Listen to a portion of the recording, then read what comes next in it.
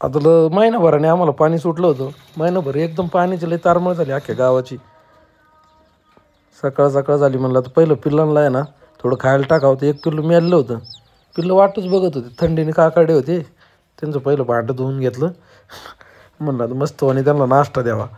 पिल्लांना नाश्ता थोडं तर तुटूनच पडले पण नाश्त्यावर एकदम रपा रपा रपा रपा खायला लागले. नाना म्हणलं नाना मला गोणी त्या टाकून तेवढी मळ्यात नेऊन ठेवतो. धरायला कोण नव्हतं. बायकोला म्हणलं धर.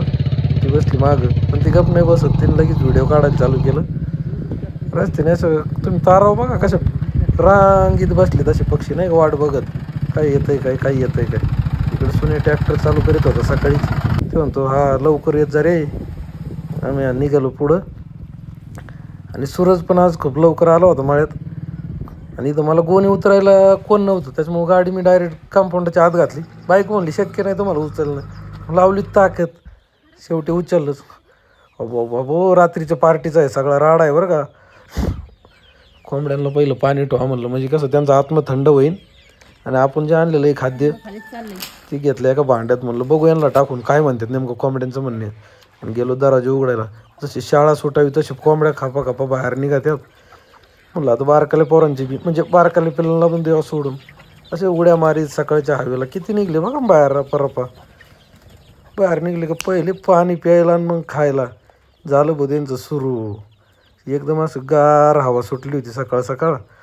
मस्त पळत पडले इकडे इकडे भारी वाटतंय. आणि कसं आहे मित्रांनो हे कोंबड्या गप्पा मारते बाई ग आज काय आणलं ग खायला. नवीनच आहे जेवारीला. पिल्लं एक कमी जागेत जास्त पिल्लं बसले पाणी पिणी पित गप्पा मारीत मस्त. आणि काही कोंबड्या म्हणलं नाही नाही आम्हाला पंधरावळीतच जेवायला पाहिजे. मग त्याच्यामुळे त्यांना पंधरावळ्या टाकल्या. आणि मग आता त्यांचं पोट बीट भरलं. म्हणलं जा जरा खेळून या पळून या जरा. मग त्यांना सोडून म्हणलं तर आपलं बी आपण थोडी शरीराची काळजी घेतली पाहिजे ना. म्हणून सोन्याला आवाज दिला. सोन्या चल रे आपण थोडं पळून येऊ. पण सोन्या काय मला पळून द्याय ना माझ्या पुढंच. सोन्याला थोडा फिरून आणला ना.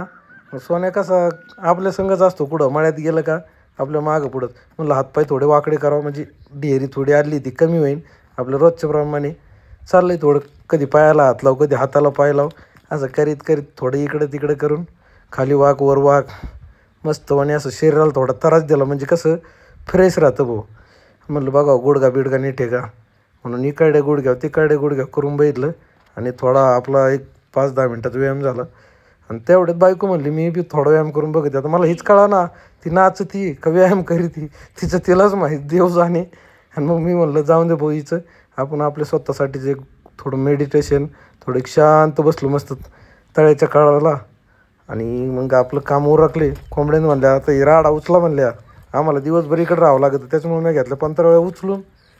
आणि आता कोंबड्यांना म्हणलं चला हो घरात. कोंबड्यांना दिलं डालून मी निघालो पुढे उद्योगाला. घरी आता आलो जेवायचं होतं.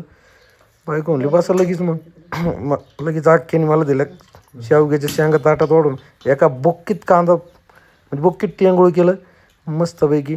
आता मला एक सुपारीचा कार्यक्रम होता तिकडे जायचं होतं. ही जेवारी केली बरं काल मित्रांनो मस्त जेवारी झाली आम्हाला एक पोतभर. आणि ही गाडी बघा गाडीचा उपयोग काय आता शेंगदाणे वाळायला गाडीचा उपयोग केला आहे.